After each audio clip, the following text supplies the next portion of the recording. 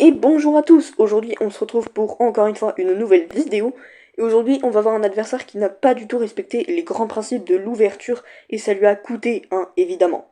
Donc ici, il joue les blancs et moi je joue les noirs. Et d'ailleurs je le rappelle, mais dans tous mes shorts et dans toutes mes vidéos, eh bien, même si on ne voit pas le pseudonyme des adversaires parce que par souci de confidentialité, dites-vous bien que c'est évidemment toujours arrivé en situation réelle, ce n'est pas un match où moi-même je joue contre moi-même, hein, évidemment. Donc ici, il commence très mal parce qu'il ne respecte pas le premier grand principe de l'ouverture, prendre le centre, parce qu'il joue H4. Moi j'en profite, je prends le centre avec E5, E4, et je développe le cavalier. Évidemment, développer les pièces, continuer d'attaquer. Lui, il développe son pion, je mange. Excusez-moi. Il développe son... Il attaque avec son pion, mais bon, moi, je mange, parce que si il veut remanger, c'est avec la dame. Et c'est pas bien de sortir sa dame trop tôt dans l'ouverture. Il ravance un pion, moi je mange, j'ai gagné un pion, je suis content. Et ensuite, ici, eh ben, il y a un pion qui est en prise, et je peux le prendre facilement, tout en attaquant ce petit pion. Bon, toutes les pièces que j'attaque sont défendues, donc évidemment, je vais pas manger, mais c'est tout de même important.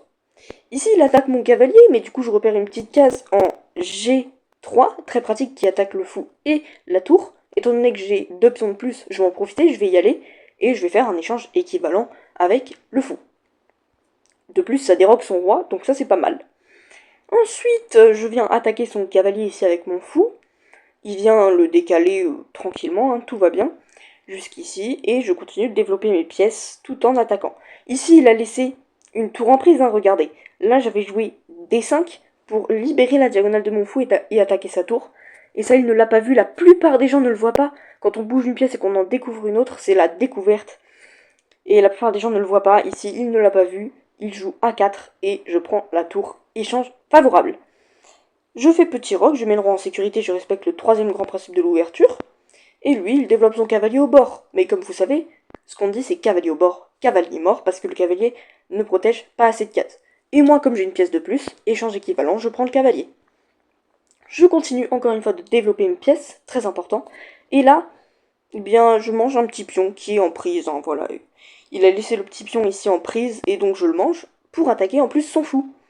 Donc il décale son fou. Mais moi, du coup, bah, je mange l'autre petit pion, qui est également en prise, et j'attaque son roi. Échec. Ici, il bouge son roi, c'est mauvais. Je mange le fou, évidemment. Il ne défend rien du tout.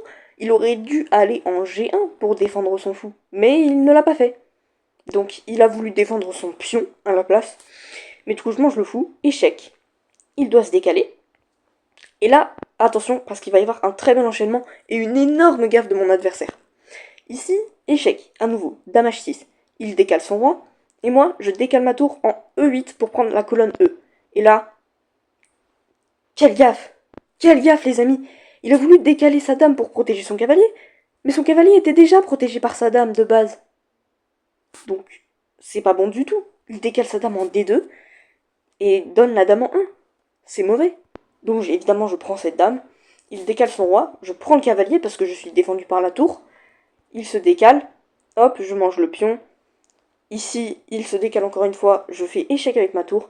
Il décale ici, et là, échec et mat. Donc là, mon adversaire n'a pas du tout respecté les grands principes de l'ouverture. Et ça lui a coûté, vous voyez, il a donné sa dame, il a fait une grosse gaffe. Et moi, ça m'a permis de bien me développer correctement.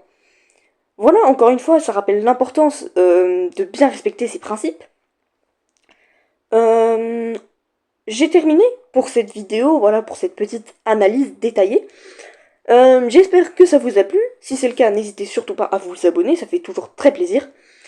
Si vous n'aimez pas, je me demande pourquoi vous êtes toujours là, mais vous inquiétez pas.